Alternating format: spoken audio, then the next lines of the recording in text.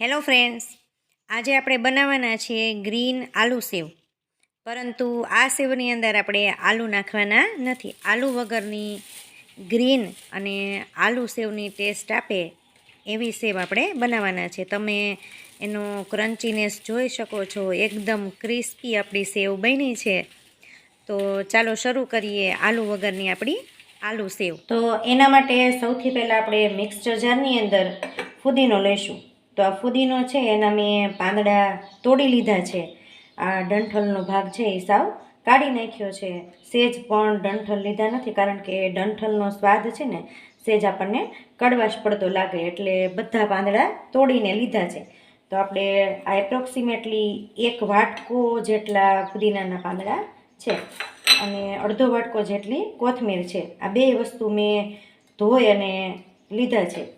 ત્યાર પછી આપણે એની અંદર 1 ઇંચ જેટલો આદુનો ટુકડો મેં છાલ ઉખેડી અને નાના નાના ટુકડા કરી લીધા છે. ત્યારબાદ એની અંદર આપણે નાખીશું મરચાં. તો અહીંયા મેં 2 સાદા મરચાં, એટલે કે બહુ તીખા ન હોય એવા મરચાં લીધા છે. અને આ બે મેં એકદમ તીખી એવી 2 મરચી લીધી છે. ત્યારબાદ એની અંદર આપણે નાખીશું 1 ચમચી મીઠું અને એની અંદર આપણે થોડુંક પાણી નાખવાનું છે. પરંતુ પાણી છે ને મેં એકદમ ઠંડુ ચીલ વોટર, એટલે બરફવાળું પાણી લીધું છે. તો 4-5 ચમચી જેટલું પાણી લેવાનું છે. ત્યારબાદ આપણે એને મિક્સર જારની અંદર ગ્રાઇન્ડ કરી લઈશું. તો આપણે આ બધા મિક્સરને સરસ રીતે ગ્રાઇન્ડ કરી લીધું છે. હવે આપણે એની અંદર પાછું બરફવાળું પાણી છે એ એડ કરવાનું છે. તો આ રીતે હું ઢાંકણાની અંદર પણ પાણીથી આપણે આ પેસ્ટ છે એ બધી લઈ લઈશું.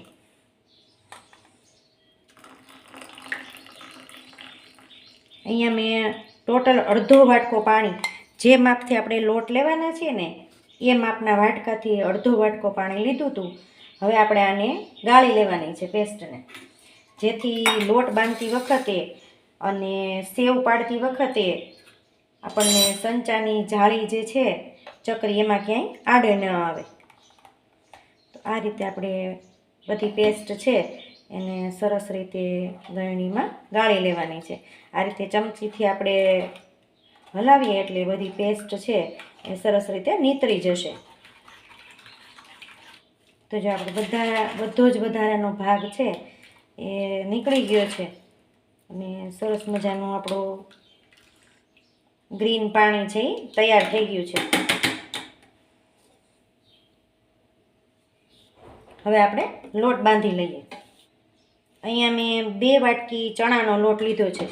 લોટને મેં ચાળી લીધો છે અને પછી આ રીતે મેં આમ દાબી અને સરસ રીતે ભરી લીધો છે. તો એક સરખા 2 વાટકા, એટલે નાની વાટકી છે, 2 વાટકી આપણે ચણાનો લોટ લેશું અને એની અંદર આપણે નાખીશું 2 ચમચી ચોખાનો લોટ,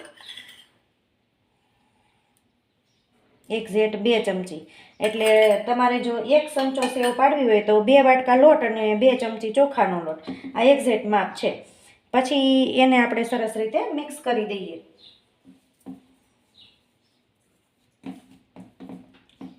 આ રીતે સરસ આપણે એને મિક્સ કરી દેવાનું છે.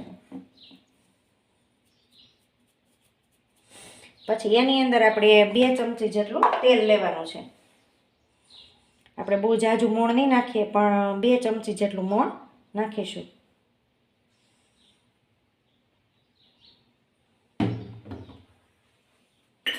ત્યારબાદ આપણું જે ગ્રીન પાણી છે એનું આપણે એનાથી લોટ બાંધવાનો છે. તો પહેલાં આપણે તેલ નાખ્યું છે એટલે બરાબર મિક્સ કરી દઈએ અને પછી આપણું ગ્રીન પાણી છે એ થોડું થોડું એડ કરતું જવાનું છે અને આપણો લોટ છે એ સરસ રીતે બાંધી લેવાનો છે. લોટને આપણે જરા પણ કઠણ કરવાનો નથી, એટલે એ બાબતનું ખાસ ધ્યાન રાખવાનું. લોટ છે ને એકદમ સોફ્ટ રાખવાનો છે, જેથી સંચામાંથી સેવ છે ને ફટાફટ પડે અને એકદમ ક્રિસ્પી થાય. તો આપણું મોણ સરસ દેવાઈ ગયું છે. હવે આપણે પાણી એડ કરતા જશું અને લોટ છે એ બાંધતા જશું.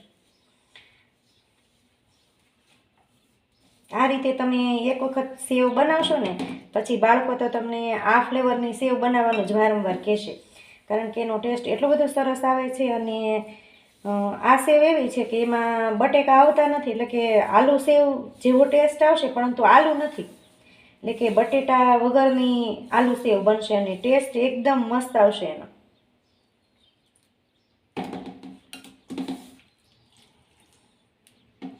તો જો મેં બધું જ પાણી છે એ એડ કરી દીધું છે. અડધો વાટકો પાણી હતું તો અડધો વાટકો પાણીથી આપણે લોટ સરસ રીતે બંધાઈ જશે અને એકદમ સોફ્ટ પણ થશે.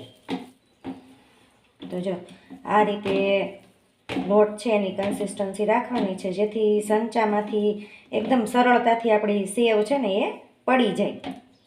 ત્યારબાદ આપણે સેવ પાડવાનો સંચો છે અને સરસ રીતે તેલથી ગ્રીસ કરી લેવાનો છે, જેથી લોટ છે એ અંદર ચારે બાજુ ચોંટી ન જાય. તો મેં ચકરી છે એ સાવ ઝીણી હોય ને એના કરતાં એક માપ મોટું લીધું છે. તો જો સાવ ઝીણી ચકરી છે, એકદમ નાનું માપ, એના કરતાં એક સાઈઝ મોટું લીધું છે. આપણે એને બરાબર ફિટ કરી દઈએ અને આપણો આ જે લોટ છે એની અંદર આપણે 2 ચમચી લીંબુનો રસ નાખવાનો છે. તો આપણે એની અંદર 2 ચમચી લીંબુનો રસ છે એ એડ કરી દઈએ. પછી બધું મિશ્રણ છે એને આ રીતે સરસ સોફ્ટ બનાવી દઈએ. લીંબુનો રસ નાખવાથી ટેસ્ટ છે એકદમ સરસ ખાટો મીઠો આવે છે. તો લીંબુ છે એ સ્કીપ ન કરતા, કારણ કે લીંબુથી છે ને ફુદીનો અને લીંબુ એનાથી એકદમ મસ્ત ટેસ્ટ આવે છે સેવનો, એકદમ બહારથી લીધી હોય ને એવો ટેસ્ટ આવે. તો જો આપણી સેવ માટેનો લોટ છે એ હવે તૈયાર છે. આપણે એને સેવ પાડવાના સંચાની અંદર ભરી દઈએ. આપણું આ એક્ઝેક્ટ માપ છે કે 1 સંચો સેવ પાડવી હોય ને એટલે આપણે 2 વાટકા લોટ લઈએ એટલે આપણે બરાબર એક્ઝેક્ટ 1 સંચો સેવ પડશે.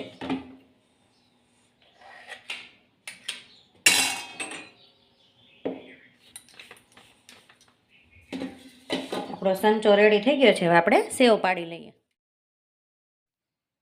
જો તમે જોઈ શકો છો કે આપણું સંચાનું હેન્ડલ છે એ ફટાફટ ફરે છે.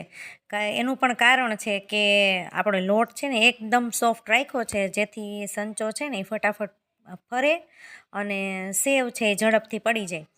તો જો આપણા સેવ છે ને પાડ્યા પછી ઉથલાવવાની જરાય ઉતાવળ નથી કરવાની. આ બબલ્સ છે એ સેજ નીચે બેસી જાય ને પછી જ આપણે સેવ છે ને ઉથલાવવાની છે. તો જો બબલ્સ છે એ સેજ નીચે બેસે એટલે આપણે આ રીતે સેવ છે અને બીજી બાજુ પલટાવી દેવાની છે.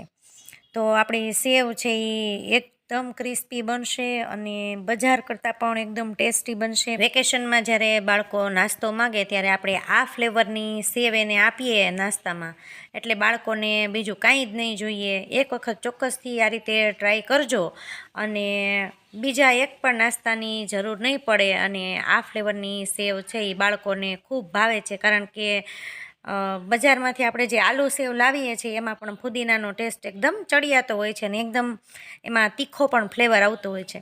તો આપણે મરચી અને ફુદીનો બેય નાખ્યા છે. તો આ રીતે એક વખત ચોક્કસથી ફુદીના ફ્લેવરની સેવ ટેસ્ટ કરજો.